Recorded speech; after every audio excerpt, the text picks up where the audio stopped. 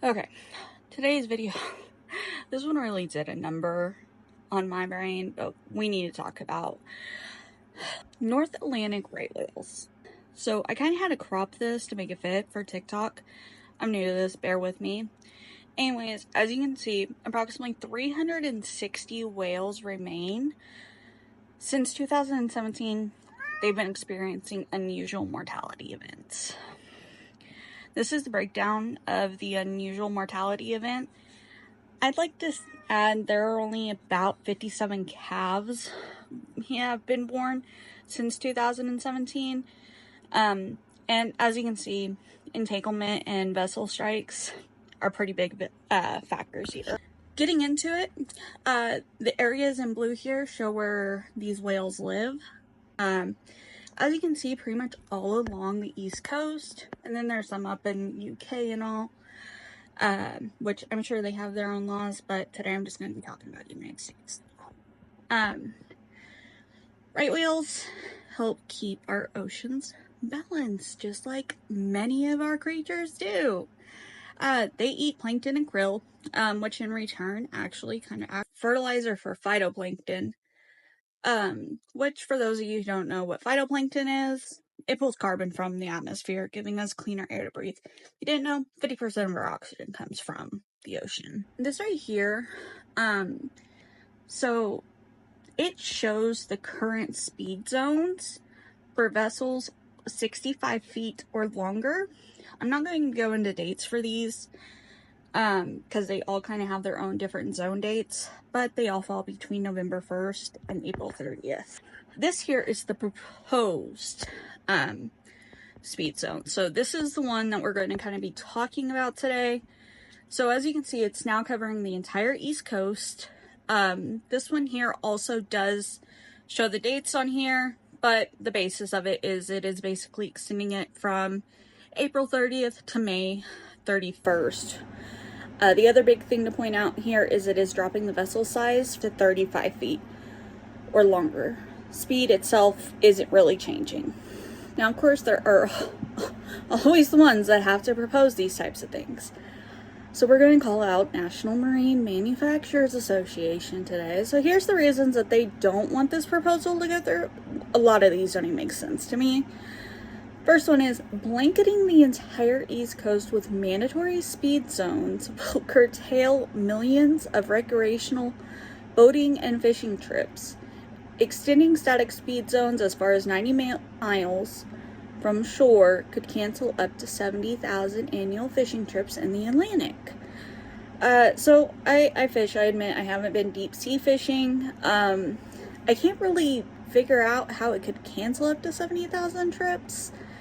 This one doesn't make any sense to me. I can see some trips taking longer, therefore, yes, there would be fewer trips, but 70,000 seems like a really large number for a month period of time, especially when these zones all have different dates.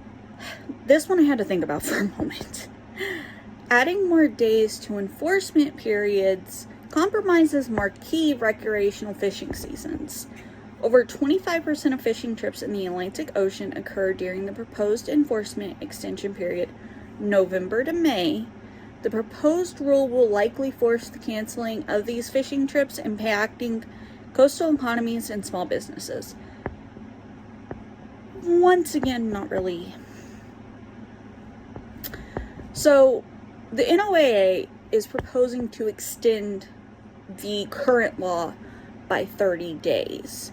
Now, that is coming into more springtime, so I do understand that because it could cause some issues, particularly longer travel time. But also, how many recreational people are traveling 100 miles offshore for fishing trips?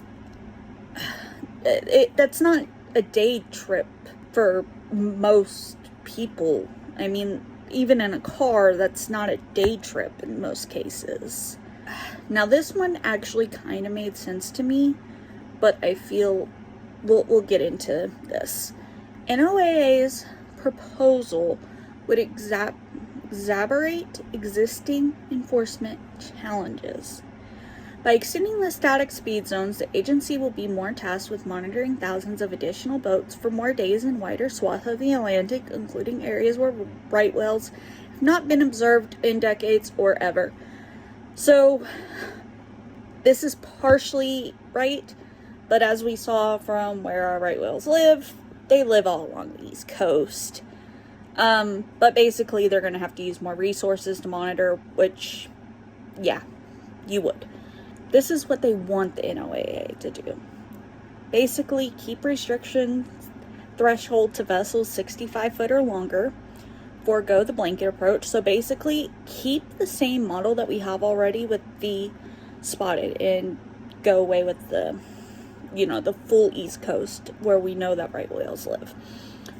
Revise enforcement periods to mitigate conflicts with marquee recreational fishing and peak transient seasons. Develop action plan to improve enforcement of existing speed regulations, which they have already done. We will cover. I did want to bring this up here really quick. If you do your own research or go to NMMA's website and look at that particular article that we just covered, one of their, pretty much all of their sources are their own articles and press releases.